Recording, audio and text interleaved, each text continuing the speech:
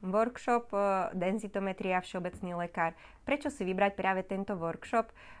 Tento workshop o denzitometrii je v podstate novinkou pre všeobecných lekárov, pretože všeobecný lekár môže indikovať denzitometrické vyšetrenie. Ale čo s tým, keď príde výsledok denzitometrie? Ako sa postaviť k tomu výsledku? Ako správne manažovať pacienta?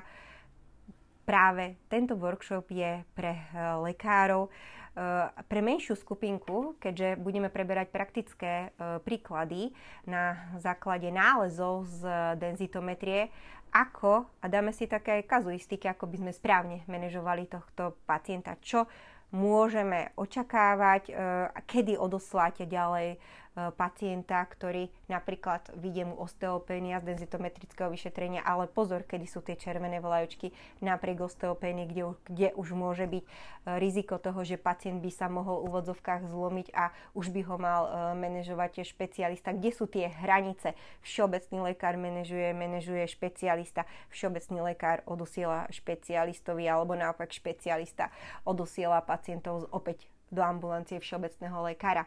Príďte sa pozrieť, príďte sa oboznámiť s touto novinkou. Vítame vás a tešíme sa spolu, ja aj kolegyne ortopedičky s viacročnými skúseností, ktoré prakticky sa venujú pacientov s osteoporózou a s osteopéniou. Nech sa páči, vítame vás, príďte sa pozrieť.